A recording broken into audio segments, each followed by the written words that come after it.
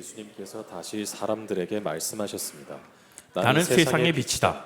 나를 따르는 사람은 어둠 속에서 생활하지 않을 것이며 생명의 빛을 얻을 것이다. 한 번 더요.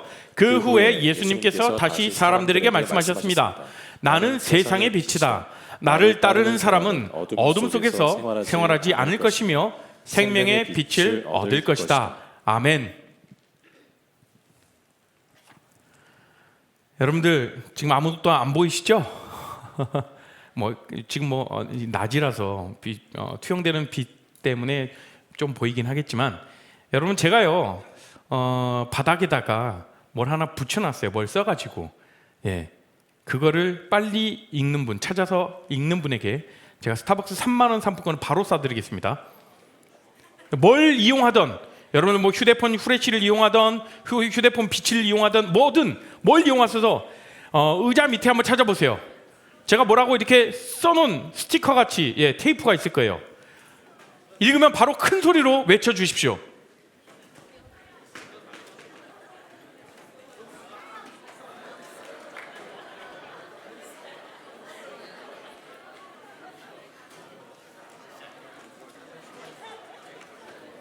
이렇게 오래 걸릴 줄 몰랐는데, 의자 밑에나 옆 의자나 밑에 한번 보십시오.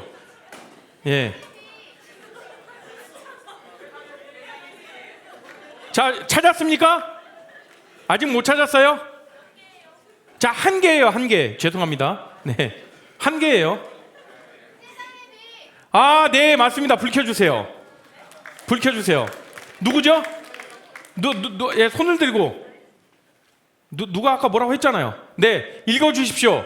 뭐라고 써 있습니까? 네, 세상의 빛이라고 제가 써놨습니다. 도영 형제 맞죠? 네, 도영 형제 제가 예배 끝나고 스타벅스 3만 원권 상품권 드릴 테니까 혼자 독식하지 마시고 다음 주 셀 모임 때 같이 나눠 드십시오.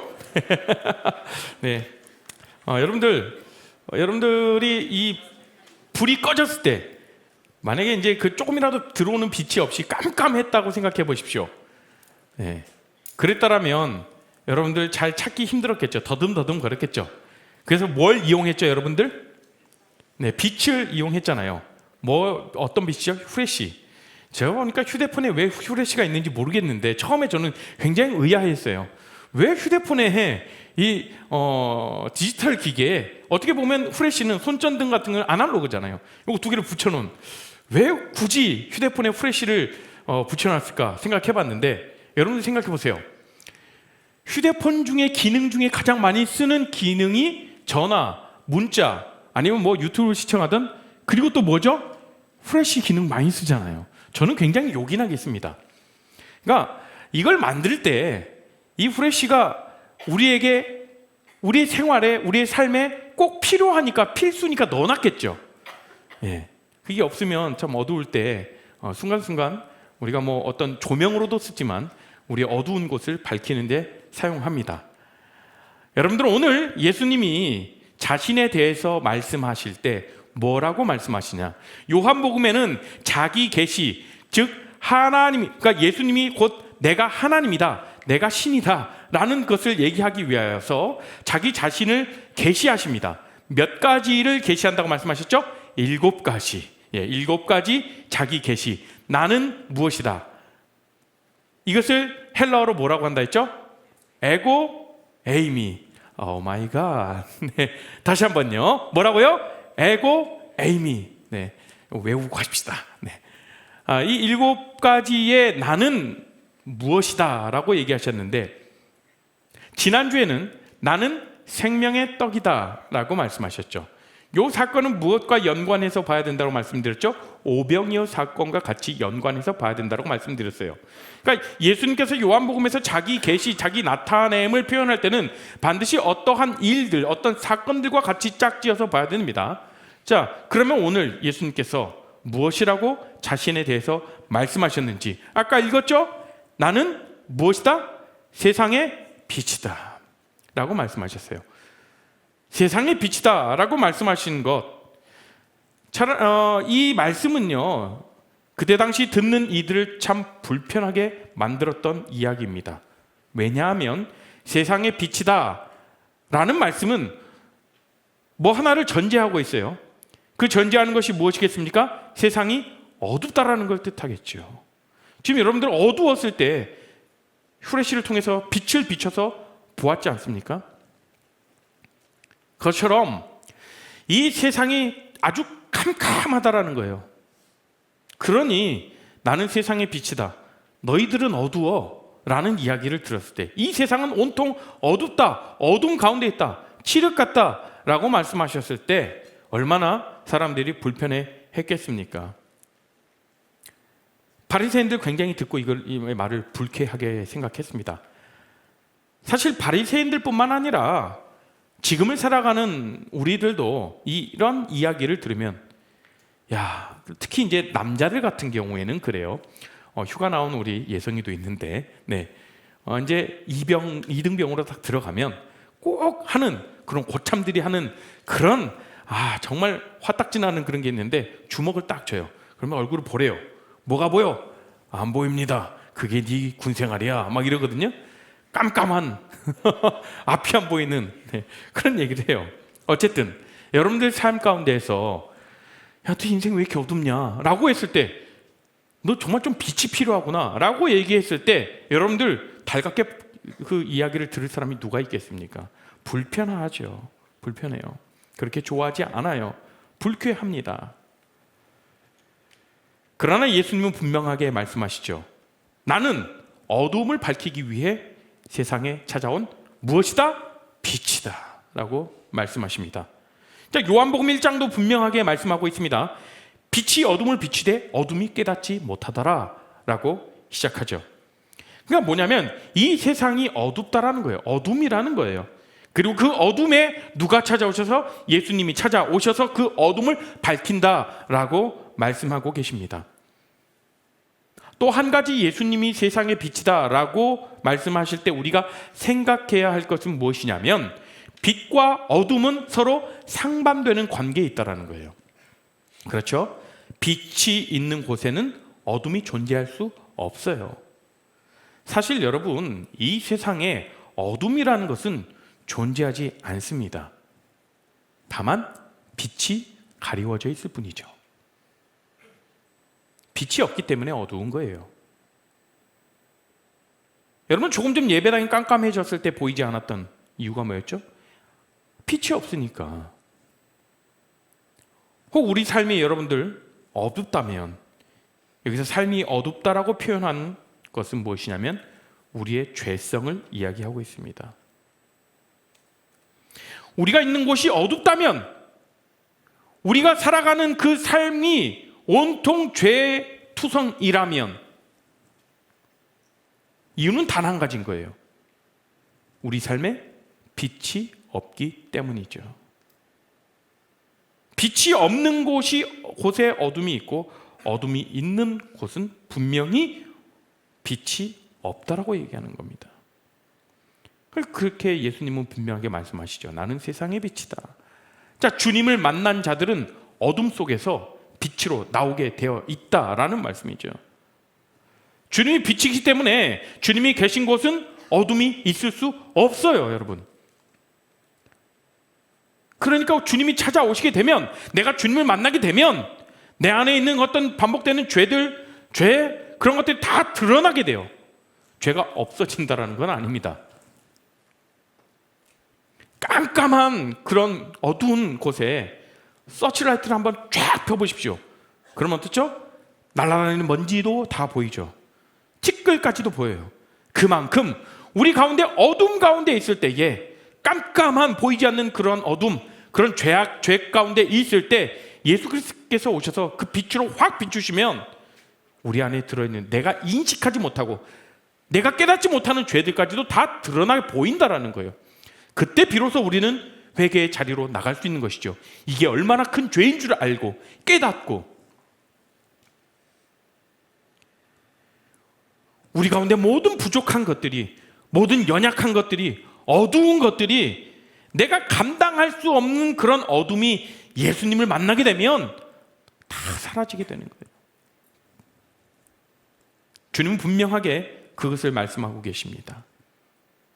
오늘 우리가 주님은 세상의 빛이라는 그 말씀을 묵상하면서 우리의 삶에 찾아오시는 그 주님을 만나고 주님이 저와 여러분의 삶에 빛이 되시기를 주님의 이름으로 축복합니다. 오늘 말씀을 통해서 우리가 배워야 할 진리들이 몇 가지가 있어요. 첫 번째로 뭐냐면 우리가 예수님을 만날 때 비로소 어둠에서 벗어날 수 있다라는 사실이에요. 자, 우리 속에 어둠이 있다라는 거죠. 우리는 그것을 깨닫고 그 어둠에서 벗어나길 원한다라면 우리는 빛인 주님, 예수님을 만나야만 하는 거예요. 여러분들 혹시 그런 경험 해보신 적 있는지 모르겠어요. 남자분들 같은 경우 우리 자매들도 운전을 많이 하겠지만 정말 깜깜한 그런 시골길 같은 데를 이렇게 지날 때 얼마나 어두울까? 가로등도 없는 얼마나 어두울까 하고 라이트를 탁 꺼본 적 있으세요? 저는 있었어요. 저 제주도 살 때 제주시에서 서귀포로 넘어가려면 이렇게 뺑 돌아가는 거 말고 산을 가로지르는 지름길이 있어요. 예, 굉장히 빨리 가거든요. 그런데 가로등도 하나도 없어요. 너무 깜깜해요. 이 얼마나 깜깜할까 하고 제가 라이트를 딱 끄는 순간 정말 아무것도 안 보이더라고요. 그 자동차 계기판에 있는 그 빛에 반사돼서 그 자동차 유리에 반사된 내 얼굴을 보고 깜짝 놀랐죠. 예. 어쨌든 바로 이렇게 라이트를 켰는데 깜깜해요. 정말 무서워요. 여러분들, 우리들의 삶에 빛이 없다라면 우리는 이렇게 캄캄한 그런 세상을 다니게 될 겁니다. 그래서 우리의 삶에 빛이 필요한 거예요. 빛이 없이는 우리가 살아갈 수 없는 것이죠. 예수님께서 오늘 말씀에 내가 세상의 빛이다, 나를 따르라 라고 말씀하시죠. 예수님께서 세상의 빛이기 때문에 빛을 따라가야 된다 라고 말씀하십니다. 이 말씀을 뒤집어서 생각해 본다면 우리가 예수님을 만나기 전까지 우리는 어디 속에 존재했던 사람들이다? 어둠 속에 존재했던 자들이라는 거예요. 그리고 예수님을 만나야지만 비로소 우리가 어둠 속에서 벗어날 수 있다라는 것입니다. 우리는 그런 질문들을 가지면 살아가지 않나요?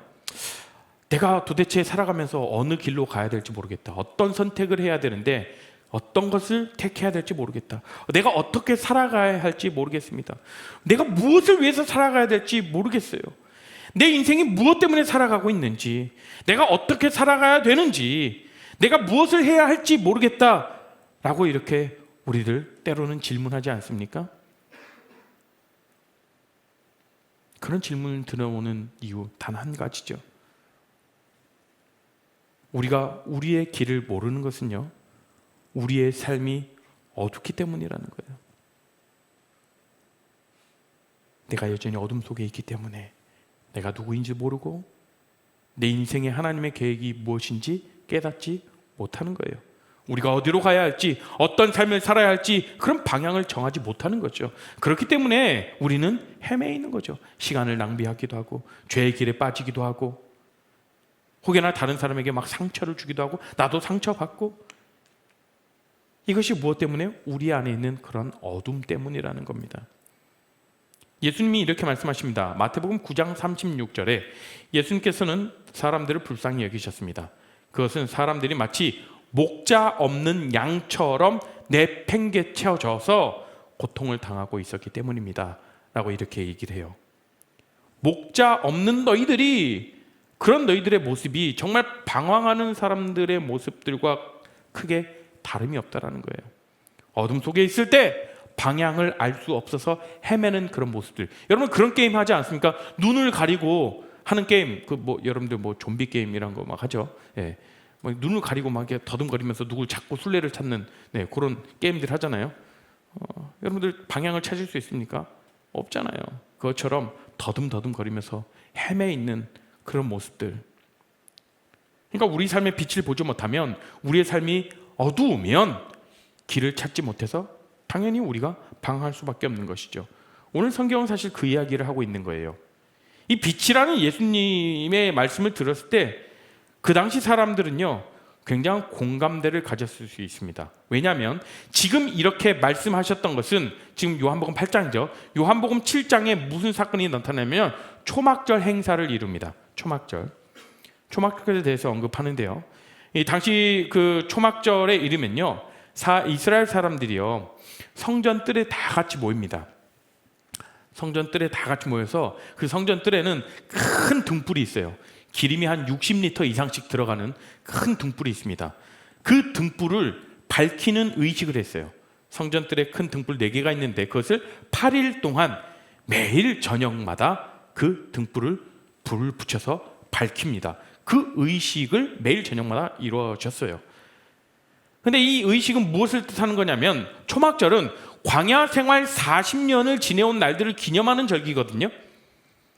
이스라엘 백성들이 광야 40년 동안 하나님이 구름 기둥과 불 기둥으로 보호하시고 지켜주셨다는 것을 기억하면서 그 초막절이 되면 성전뜰에 불을 비추면서 하나님이 우리의 빛이 되신다, 우리 앞길을 열어주시고 우리의 앞길을 비춰주시는 빛이시다라는 것을 상기하는 거예요.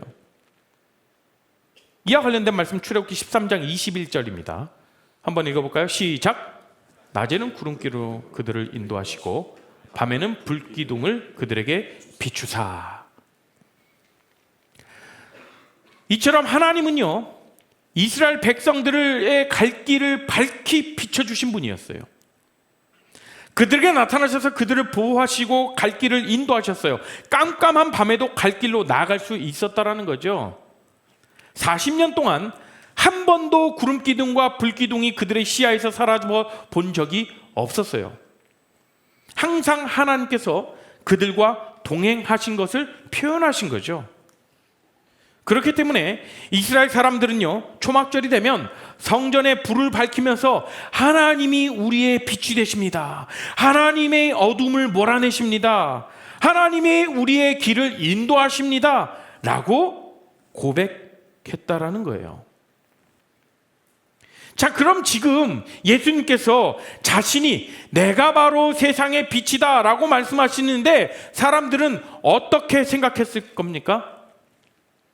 지금 우리가 하고 있는 일이, 그러니까 초막절 하고 있는 그 의식이 광야의 그 구름기둥과 불기둥처럼 우리를 인도하셨던 것을 기억하면서 그 성전 뜰에 있는 큰 등들을 밝히는 그 의식을 하고 있는 지금 이 일이 실제로 이루어지고 있다는 얘기야? 저분 안에서, 지금 저렇게 말씀하고 계시는 저분 안에서 이 사건이 이루어지고 있다라는 얘기야? 라고 생각하죠. 정확히 그렇습니다. 주님께서 그 말씀을 하신 거예요. 너희가 바라는 것을 내가 성취하고 내 안에서 이루어질 것이다 라는 말씀을 하고 계신 겁니다. 내가 구원자다, 내가 바로 너희를 구원할 것이다 라고 말씀하는 거죠. 예수 그리스도께서 바로 우리 인생의 구원자가 되시는데 우리의 삶을 보십시오. 우리 자꾸 다른 것 붙들려고 하잖아요. 내 인생에서 날 건질 수 있는 것, 성공하는 것뿐이야. 그 성공을 위해서는 정말 내 모든 영혼까지 갈아 넣어서 노력해야 돼. 노력이 필요해. 자신의 삶을 위해서 부단히도 누가 애를 쓰죠? 내가 애를 쓰잖아요. 그러다 보면 결국 우리 안에 가득 차게 되는 것은 무엇이냐면 결국 자기의, 남게 되는 것 자기의.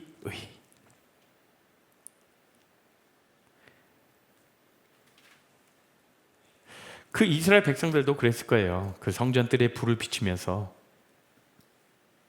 그 조상들이 맛보았던, 조상들이 경험했던 구름기둥과 불기둥, 자신들의 삶을 인도해 주시고 자신들의 삶을 지금 어려운 그 삶 가운데 구원자가 누구일까? 과거에 보였던 자신들의 눈에 보이는 구름기둥과 불기둥처럼. 자, 보십시오. 지난주에 오병이어 사건을 통해서 그들은 무엇을 요구했습니까? 아니, 우리 조상들에게 내렸던 그 만나보다 더, 그 만나 말고 더 큰 어떤 것을 주어라. 우리가 매일 먹을 수 있는 그 떡을 우리 앞에 보여줘라. 더 큰 것을 이루어질 수 있냐라고 하면서 그들이 생각한 것으로만 바라고 있고, 그들이 원하는 것으로만 계속해서 요청하고 있는 그런 모습들, 오늘 본문 속에서도 동일하죠. 그들의 성전의 뜰에 등불을 밝히면서 원하는 것은 무엇이었을까요? 예수님께서 말씀하시잖아요. 너희들이 그토록 바라는 그 메시아 바로 나야. 너희들의 구원자 바로 나야. 내가 세상의 빛으로 온 나란 말이야 라고 얘기하는데도 불구하고 주님의 말씀을 듣지 않습니다. 그들과 우리의 삶을 한번 비교해 보십시오. 무엇이 다른 게 있습니까?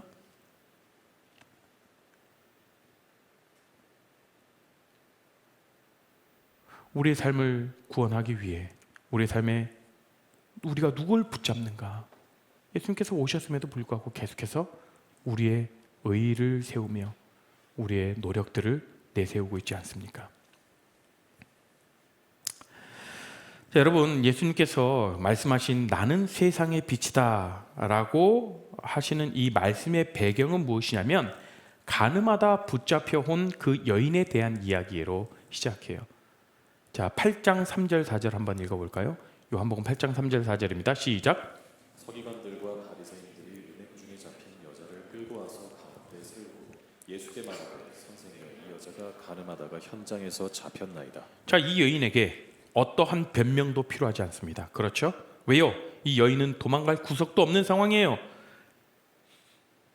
자신이 저는 죄인이 아닙니다 라고 할 수 있는 근거가 어디 있겠습니까? 왜요? 현장에서 붙잡혔는데요.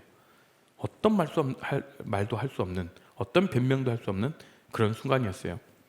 모든 사람들 앞에서 자신의 치부가 드러났고 이제 율법에 의해서 이제 곧 돌에 맞아 죽을 그럴 처형을 기다리고 있었습니다. 자, 바리새인들과 서기관들이 율법을 들이밀고 예수님 앞에 나와서 자, 이제 어떻게 하길 원합니까? 어떻게 하실 겁니까? 라고 예수님을 시험하는 모습이죠. 예수님은 이 사건을 배경으로 나는 세상의 빛이다, 어둠을 밝히는 빛이다 라고 말씀하고 계십니다. 어쩌면 이 여인이야말로 예수님의 말씀처럼 정말 칠흑 같은 어둠 속에 살아가는 대표적인 사람 중에 하나가 아닐까 생각합니다.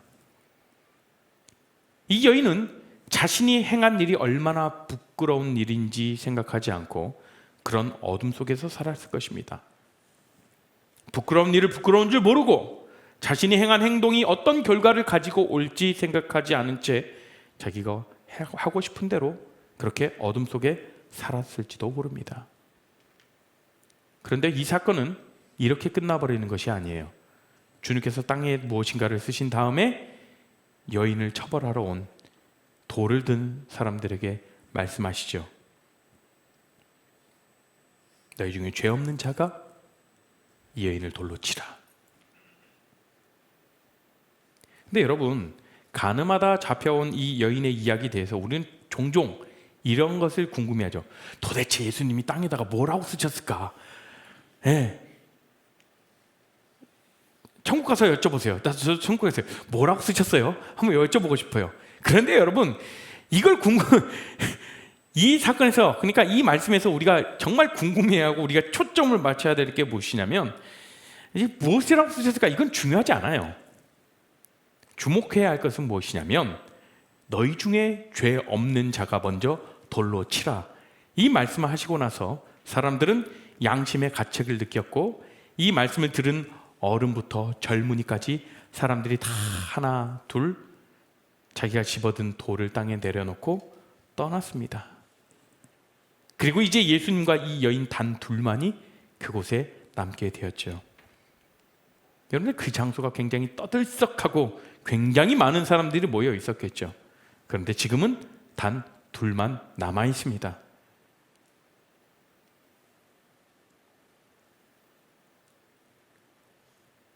여러분들, 그 가운데 예수님께서 뭐라고 말씀하셨겠어요? 이 여인에게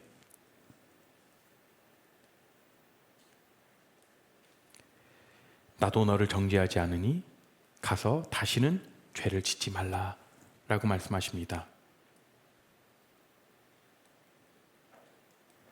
이 여인에게는 얼마나 큰 은혜겠습니까? 정말 어떻게도 살아날 방법이 없어요. 그런 상황 가운데 정말 이제 곧 돌에 맞아 죽을 그런 운명에 처했습니다. 그때 예수님께서 말씀하시고 나도 너를 정죄하지 않으니 라면서 예수님께서 그 여인에게 한마디 건네주시죠.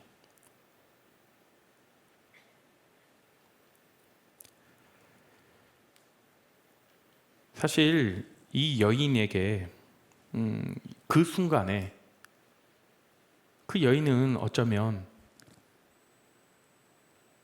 그 삶 가운데에서 자기 의로서 똘똘 뭉쳐있고 높이 쌓여있던 자기가 했던 행동들이 죄인지도 모르고 그렇게 살아가고 있었을 거예요. 그런데 그 예수님께서 그렇게 말씀하셨을 때 그게 바로 복음을 제시하신 것이죠. 그 복음이 이 여인의 무너진 자기 의와 만나게 되는 것입니다. 그러니 복음이 우리 삶에 들어올 때 우리는 거부감을 일으킬 수밖에 없어요. 왜요? 자기 걸 다 부숴버리니까요. 다 놓여져 있는, 다 드러난 그 상황 가운데,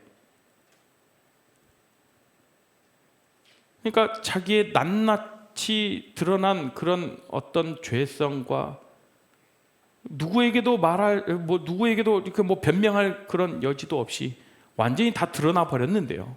네. 그때 예수님께서 복음을 전해 주시죠. 여러분들, 우리가 정말 주님을 찾을 때가 언제입니까? 여러분들이 정말 잘 나가고 있고 여러분들 정말 어떤 삶에 문제가 없을 때 그때 막 주님을 찾죠. 그죠? 주님, 제가 막 너무 잘 되고 있어요. 너무 감사해요. 그럴 때도 찾죠. 주님을. 그러나 주님을 언제 많이 찾으시죠? 우리가 잘 안 될 때, 우리 삶에 문제가 있을 때 주님을 더 찾잖아요. 저 더 부르짖지 않습니까? 그때 예수님께서 우리에게 말씀하시고 그때 예수님께서는 우리의 모습들을 보여주십니다.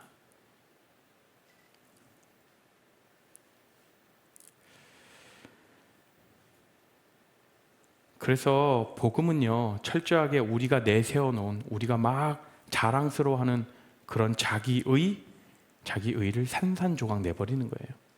그게 복음의 능력이에요. 자기의가 산산조각 나가지 않은 그런 사람들은 결국에는 물러가게 돼 있어요. 지난주 살펴봤듯이 오병이어의 기적을 보고도 체험한 수많은 사람들, 예수님을 자신들의 왕으로 삼으려고 그렇게 쫓아다니고 열심히 예수님을 섬기려고 했지만 결국은 다 떠나가 버렸잖아요.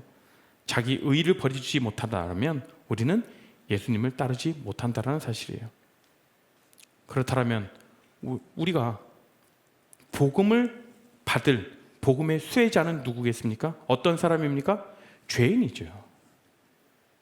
자기 의가 산산이 부서진 사람들입니다. 바로 가늠하다 붙잡혀온 이 여인처럼요. 그러니까 이 어둠 속에 살아갔던 여인에게 얼마나 큰 은혜였겠어요. 그렇죠?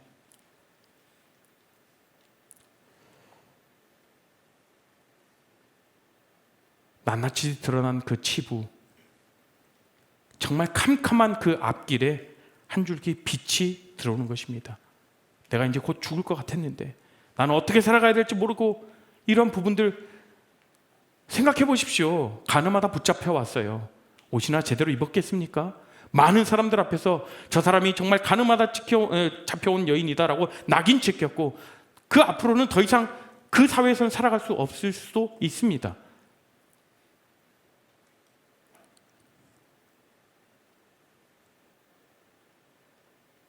그러나 예수님께서 그 삶 가운데 빛으로 비춰주신 거죠.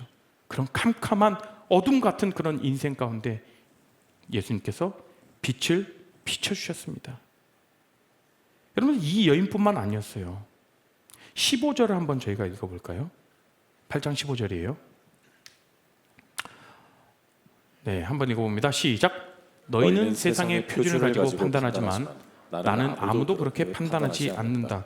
자, 이걸 누구에게 얘기하는 거냐면 이 여인을 데리고 온 바리새인들을 향해서 이렇게 하는 말씀이었어요. 자, 너희들은 사람을 겉으로만 판단하는 사람들이다. 여인의 행동으로만 정죄하고 판단하는 사람이구나 라고 이렇게 말씀하십니다. 역시 이 여인만 어둠 속에 살아갔던 것이 아니라 이 여인을 정죄하던 그 바리새인들도, 서기관들도 이 여인에게 돌을 던지려고 돌을 들었던 그 사람들 모두 다 어둠 속에 살아가고 있는 사람이라고 말씀하고 계시는 거예요. 너희들이 그렇게 판단하고 있지만 너희들도 똑같은 죄인이야 라고 말씀하시는 거죠. 너희도 손에 돌이 쥐어졌을지 모르겠지만 너희도 그 돌에 맞아 죽어 마땅한 죄인이다 라고 말씀하시는 거예요. 그 여인이든 바리새인이든 돌을 들고 있는 사람이든 간에 모두가 다 어둠 속에서 살아가는 사람들이라고 말씀하는 거예요. 그런 너희들에게 무엇이 필요하다? 빛이 필요하다. 너희들의 어둠을 밝힐 빛이 필요하다라고 주님께서 말씀하고 계신 겁니다. 여러분, 우리 중에 누가 이 여인에게 돌을 던질 자 있겠습니까? 따지고 보면 우리도 이 여인과 똑같이, 아니면 어쩌면 더 깊은 그런 어둠 속에 살아가는 사람들 아니겠습니까? 우리 안에도 어둠이 있잖아요. 우리 안에도 부끄러움이 있고, 우리 안에도 죄가 있고, 우리 안에도 숨기고 싶은 것들이 있지 않습니까, 여러분? 우리 모두가 빛이 필요하다라는 겁니다. 예수님이 필요하다라는 그 말씀이죠. 여기서 누구 하나 예수님 필요하지 않다라고 이야기할 수 있는 사람이 있겠습니까? 저는 의롭습니다. 아무도 없지 않습니까? 우리 모두에게는 다 예수님의 빛이 필요한 겁니다. 자, 여러분, 요한복음의 흐름을 잘 보면요, 계속해서 상반되는 모습으로 계속해서 대조하면서 나오고 있어요. 자, 여러분, 요한복음 3장에서 특별한 주제를 잡을 게 뭐냐면 니고데모의 사건들을 우리가 또 대표적으로 볼 수가 있죠. 성경에 보면 그는 존경받는 사람입니다. 가장 의로워 보이는 그런 사람이에요. 사회적으로도 흠이 없고, 그러죠? 종교적으로도 훌륭하던 사람이었어요. 그들의 삶을 보면, 그의 삶을 보면 뭐 하나 흠 잡을 게 없는 사람이었어요.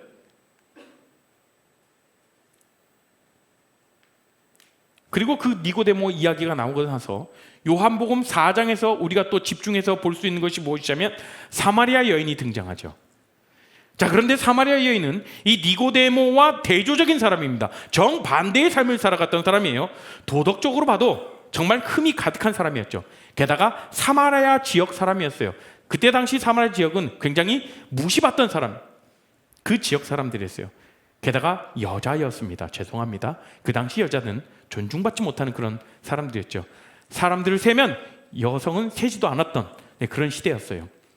그 시대의 여자였습니다. 정말 아무것도 내세울 게 없는 그런 사람이었어요. 정말 마을에서 숨어서 살아야만 한 그런 여인이 바로 이 사마리아 여인이에요. 니고데모와 사마리아 여인, 이 정반대되는 사람을 등장시켜서 어떤 메시지를 우리에게 던지냐? 요한이 던지고자 하는 그 메시지는 무엇이냐? 이겁니다, 여러분. 잘 들으세요. 니고데모도 예수님이 필요하고 사마리아 여인도 예수님이 필요하다라는 거예요. 너희 둘 다 거듭나야 한다라고 말씀하시는 거죠. 니고데모도 어둠 속에 살았던 사람이고 겉으로는 그렇게 의인인 것처럼, 정말 흠잡을 것 없는 것처럼 살았을지 몰라도 사마리아 여인도 어둠 속에 살았던 사람이라고 이렇게 이야기하는 겁니다. 니고데모든 사마리아 여인이든 모두가 다, 저와 여러분도 어둠 속에 살았던 사람들이라 라고 이야기하는 거죠. 오늘 언급한 이 가늠하다 붙잡힌 이 여인이 어둠 속에 살았던 것 같이 우리 모두 다 어둠 속에 살고 있기 때문에, 그렇죠? 우리에게는 예수 그리스도가 필요하다라고 분명하게 말씀하고 있는 것입니다. 여러분들 바리새인들과 서기관들 보십시오. 마찬가지예요. 이들을 한번 살펴보십시오. 자기 의로 아주 가득 찬 사람들이죠. 너무나도 잘난 사람들입니다. 너무나도 옳은 사람들이에요. 사실 율법을 타인을 정죄하는 데 사용하는 거죠. 자기를 의롭다라고 하는데 사용하는 것. 그런 모습들입니다. 이들에게서 긍휼이란 모습을 전혀 찾아볼 수가 없죠. 이들에게서 사랑이란 모습을 찾아볼 수 있습니까? 전혀 없습니다. 그리고 이들은 정말 목마름과 깨어짐으로 하나님께 나아가는 모습이 없는 그런 사람들이었어요. 제가 아까 말씀드렸지만 우리가 주님을 찾을 때 언제입니까? 정말 갈급하고 정말 우리의 마음이 가난할 때 막 주님을 부르지 않습니까? 그런 마음의 가난함 없이는 예수님 그렇게 필요하지 않은 것 같아. 그런 절박한 상황 가운데서 우리가 정말 예수님이 필요합니다라고 고백하지 않습니까? 바리새인과 서기관들 다 갖춘 사람들이에요. 다 있는 사람들이에요. 근데 사실 다 있다라고 자기들이 이제 부족한 거 없다라고 생각하는 거죠. 예. 여러분들 정말 우리가 주님을 만나고자 한다면 우리의 잘남, 우리의 어떤 능력, 어떤 자기의 모두 다 내려놓고 주님, 저는 부족함 투성입니다. 주님, 저는요 어둠이 가득할 뿐입니다. 나의 어두운 부분에 비치신 주님께서 찾아와 주셔서 밝히 비춰 주십시오라고 그렇게 고백해야 된다는 거예요. 주님의 빛으로 비추셔서 내 삶의 죄에 대한 모습을 깨닫게 하시고 이게 죄인 줄 알게 하시고 주 앞으로 무릎 꿇게 해 주십시오. 그렇게 기도하며 나아가는 저와 여러분 되길 간절히 소망해요. 오늘도 지금도 우리에게는 예수님이 필요하죠. 예수님이 계셔야지만 우리는 이 어둠에서부터 벗어날 수 있고요. 우리의 삶이 새로워질 수 있는 겁니다. 오늘도 우리가 그렇게 고백했으면 좋겠어요.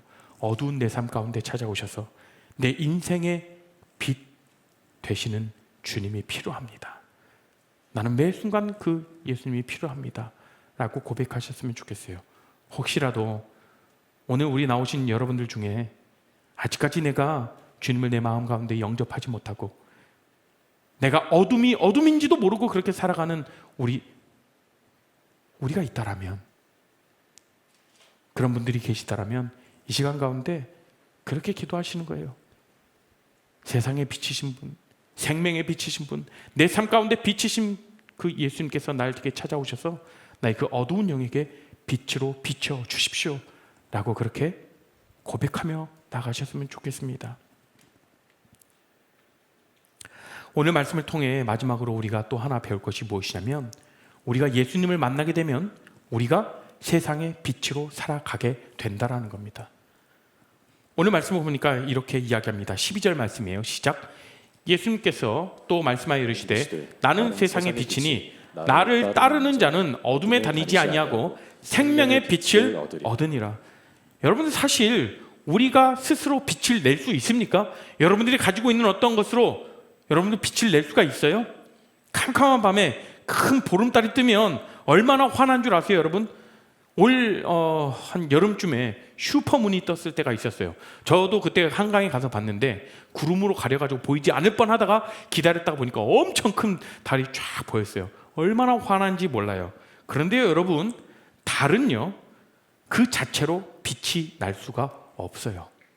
달에 빛이 있습니까? 아니요, 여러분. 빛이 나는 태양에 반사되어서 달이 빛이 나는 거죠. 우리는 그러면 달과 같은 존재인 거예요. 우리 자체로는 빛을 낼 수가 없어요. 빛의 근원이신 주님께서 우리를 비춰 주실 때 비로소 우리는 빛을 낼 수 있다는 거예요. 그렇기 때문에 우리가 세상에 비치신 그리스도를 따른다라면 그 빛이 우리에게 투영되어서 우리도 또한 빛으로서 살아갈 수 있다라는 말이죠. 여기서 따른다라고 하는 것은 무엇이냐면 그냥 조금 따르다가 마는 것. 그 오병이어의 기적을 같이 현장에 목격했던 그 많은 자들, 주님을 따랐던 그 따른다라는 것이 아니라 정말 내가 힘들던, 정말 내가 괴롭던, 내가 기쁨 가운데 있던 언제든지 따른다라는 그 말이에요. 그 자들에게는 어둠에 다니지 않고 세상의 빛을, 생명의 빛을 얻는다라는 거예요. 우리도 또한 이 세상에 살아가면서 세상의 빛으로 우리가 살아갈 수 있다라는 말이죠. 그러니까 우리가 이 세상 가운데 크리스천으로 살아가면서 우리가 어떻게 하면 빛을 내며 살아갈 수 있을까? 크리스천으로 살아가면서 내가 어떻게 선을 행하며 살아갈 수 있을까? 어떻게 섬겨야 할까? 라고 그러한 고민들, 이런 생각들, 이런 노력에서 벗어나 우리가 그 자체로 빛날 수 있도록, 그럼 우리는 더 어떻게 하죠? 예수님과 더 붙어서 동행하는 그 삶을 살아가는, 함께하는 삶을 살아가야 하는 거죠. 우리가 예수님께 붙어 있기만 하면 그분의 열매를 맺을 수 있는 것처럼 우리의 삶에서도 그리스도의 빛이 투영되어서 이 세상의 빛이 되는 존재가 될 수 있다는 사실이에요. 여러분, 이 사실을 반드시 기억하셨으면 좋겠어요. 오늘 말씀을 묵상하시면서 주님, 저는 정말 캄캄한 어둠 천지인 사람입니다. 매 순간순간 주님의 빛이 필요한 사람입니다. 내 어두운 삶을 밝게 비춰 주십시오. 혹여나 내가 나의 의로 타인을 정죄하면서 나를 바라보려 하지 않고 계속 다른 사람들의 문제를 들춰내며 야, 너에게 그리스도의 빛이 필요하다, 야, 너 좀 전 주님의 은혜가 필요해 라고 외쳤던 우리의 모습을 회개하며 나갔으면 좋겠어요. 왜요? 우리 안에 잘난 것이 없거든요. 주님의 시선으로 나를 바라볼 수 있게 해달라고 기도하셨으면 좋겠고요. 뿐만 아니라 우리가 주님의 시선으로 세상과 다른 한 사람들의 영혼을 바라볼 수 있게 해주십시오 라고 우리가 이렇게 적용하셨으면 좋겠어요. 이 세상의 모든 영역, 모든 사람들에게 빛 되신 그 그리스도가 필요하다는 것, 이것을 깨닫게 해주시고, 정말 저 사람에게만 필요해, 저 어두운 곳에 필요해가 아니라 먼저 내 삶 가운데 조명해달라고 그렇게 기도하며 나아가는 우리 모든 레알 공동체가 되기를 소망합니다. 이 시간 함께 저희가 함께 찬양하며 나가실까요? 함께 주의 말씀을 기억하면서 함께 찬양하셨으면 좋겠어요. 예수 그리스도께서는 우리들의 이 세상의 밝은 빛이십니다. 함께 찬양합니다.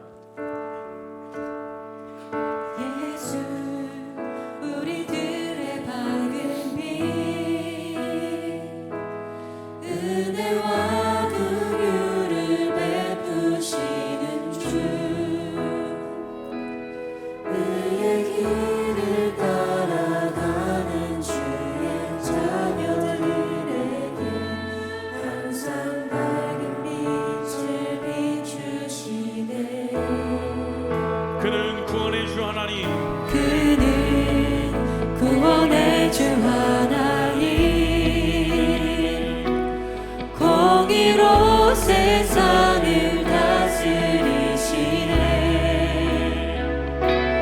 주를 경외하는 자들에게 부어주시는 놀라운 주님의 영광,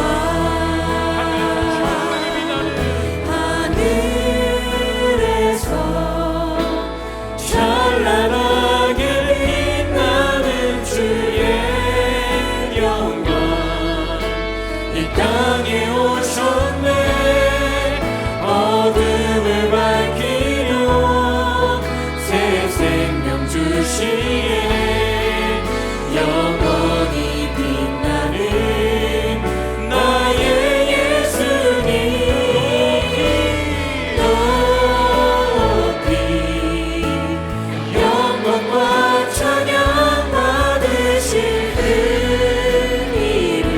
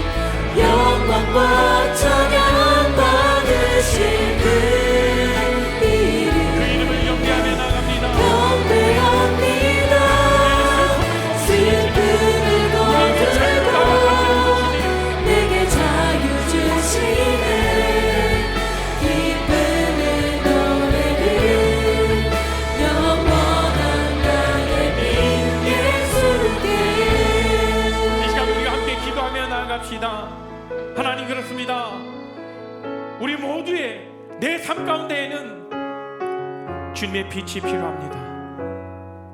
우리 매 순간순간 예수 그리스도의 밝은 빛이 필요한 우리의 삶임을 고백하며 나아갑니다. 우리의 어두운 영역 가운데 비춰주시고 그 빛으로 우리의 삶을 자유케 하시고 우리 가운데 기쁨이 넘치게 하여 주시오라고 우리가 주여 한번 부르짖고 함께 기도하며 나갑니다. 함께 기도하겠습니다. 주여 하나님 그렇습니다. 아버지 하나님 우리 삶 가운데 예수 그리스도의 빛이 필요함을 예수 그리스도께서 이 세상의 빛이라고 말씀하셨습니다. 아버지 우리 모두가 주님의 빛이 필요한 아버지 우리 가운데 우리 삶 가운데 그 어둠의 아버지 그 어둠이 알게 하시고 그 어둠이 죄를 알게 하시고 어둠이 것을 깨닫게 하시 그 주님의 빛이 필요한 문제를 우리가 고백하며 나아갑니다. 우리 날마다 우리 삶 가운데 주님 빛으로 비추셔서 우리의 모든 낱낱하게 드러나게 해주시옵시고 그마다 우리가 주님의 빛을 구하며 나가게 해주시옵시고 주님 빛으로 우리 삶을 자유하게 하시고 우리 삶을 기쁘게 하여 주시옵시고 주님 바라봅니다. 아버지 그렇습니다. 주님 우리를 알고 위치되어 주시옵시고 우리를 믿는 언제나 그냥 우리가 주시는 주님의 길을 따라갈 수 있도록 우리가 인도해 주시고 우리 삶을 구하여 주시옵시고 하나님 그렇습니다. 주님 우리는 모두가 예수 그리스도의 은혜의 빛이 필요한 존재임을 다시 한번 고백하며 나아갑니다. 때로는 우리가 내 영역 가운데는 나는 어둠이 없어 라고 이야기하면서 다른 사람들을 정죄하고 타인들을 바라봤다라며 다시금 이 시간 가운데 나의 자기 의를 내려놓고 나의 어떤 잘남을 내려놓고 정말 무너진 나를 바라보게 하시고 그 자리에 주님 빛으로 비춰주십시오 라고 고백할 줄 아는 겸손한 마음을 허락하시고 그 주님의 빛을 비춰주시사 우리의 시각을 넓혀주시고 우리도 또한 그리스도의 빛이 필요한 존재임을 기억하게 하시고 이 세상을 바라볼 때 한 사람 한 사람의 영혼을 바라볼 때 그 예수 그리스도의 빛이 필요함을 우리가 바라볼 줄 아는 우리 모든 귀한 레알 공동체 우리 모두가 되게 하여 주시옵소서. 그렇게 한 주간을 우리가 살아갈 때 우리가 순간순간 주님의 도우심을 구하며 빛이신 그 주님께서 우리의 삶을 조명하여 주시옵소서. 그렇게 우리가 고백하며 나아가는 승리의 삶을 맛볼 수 있는 우리가 되게 하여 주시옵소서. 지금은 주 예수 그리스도의 은혜와 하나님의 크신 사랑과 성령 하나님의 감화 교통하심이 이제 우리가 주님의 빛을 구하며 이 세상 가운데 필요한 세상에 비치신 예수님을 우리가 바라보며 나아가는 우리 모든 레알 공동체 한 사람 한 사람이 될 수 있도록 그리고 그 가정 될 수 있도록 그 직장과 또 그 학업과 그 가정 가운데에 지금으로부터 영원까지 함께 하시기를 축원합나이다. 아멘.